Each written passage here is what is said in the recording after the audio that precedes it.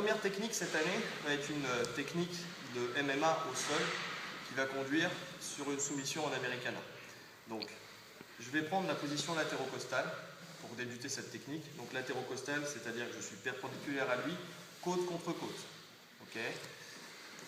Le but avec mon corps est de mettre une pression forte vers le sol pour l'empêcher de respirer, enfin, du moins limiter sa respiration, le fatiguer, et pour pouvoir le contrôler correctement. Si j'avance un peu trop par ici, il va pouvoir me renverser, d'accord?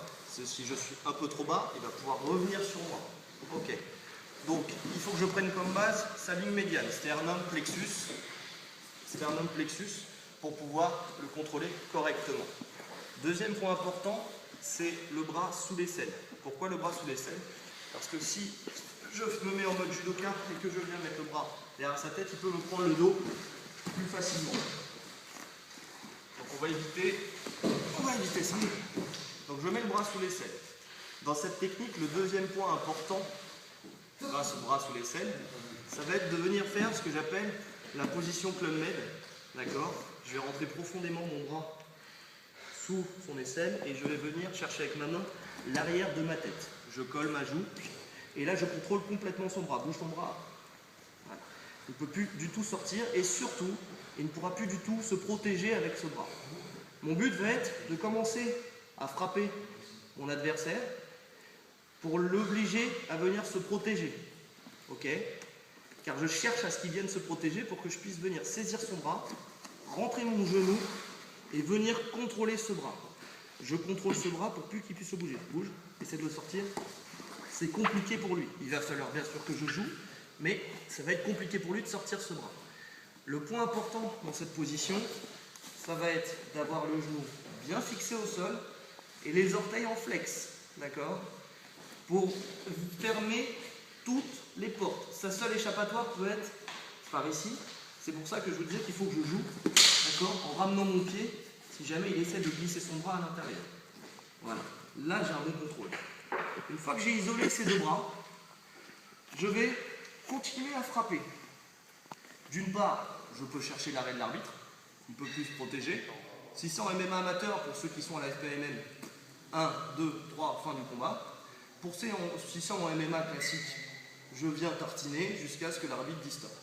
Le mec va quand même chercher à se défendre. Donc avec ce bras-là, avec ces deux bras, il va se débattre.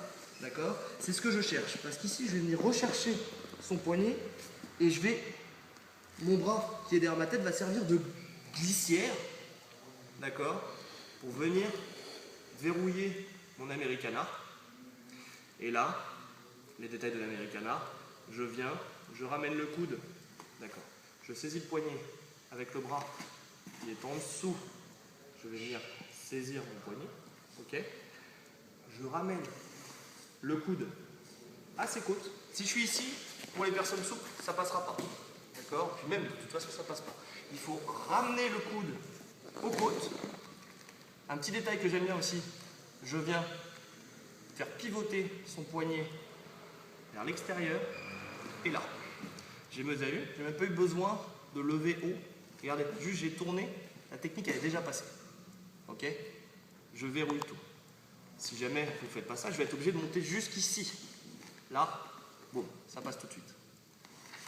Encore une fois, donc, comme je disais, je suis en position latérocostale, ok, contre côte. Je rappelle, position médiane, perpendiculaire. J'écrase vers le sol, ok, bras sous l'aisselle. Je me place, je rentre profondément, position Club Med, la main derrière la tête. J'isole ce bras, je colle ma joue. Je commence à venir frapper, marteau, frappe. Il vient pour se protéger, je saisis son poignet, je recule légèrement, je rentre mon genou et avec mon tibia, je viens contrôler son bras. Ok, point important, je rappelle, le genou fixe au sol et les orteils en flex pour verrouiller et fermer toutes les portes. Ok. Pour les mecs qui sont un peu costauds, ça peut même, avec le tibia, créer une espèce de compression musculaire à ce niveau-là. Je continue de frapper, soit arrêt de l'arbitre, soit mon adversaire se protège. Je viens chercher le poignet, glissière de sécurité. Je laisse glisser le bras, hop, le long du mien. En fait, c'est verrouillé ici. Il n'a qu'une seule possibilité, c'est de passer par là.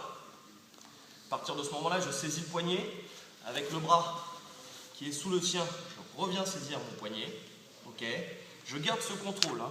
Là, je suis passé de la latérocostale à la latérale. Ok. Je garde ce contrôle. Je ramène son coude au niveau de ses côtes. Je pivote le bras vers le fond. D'accord. Je fais un mouvement inverse, un mouvement de moto. Je tourne vers les côtes. Et ça passe tout de suite. Ok, à vous.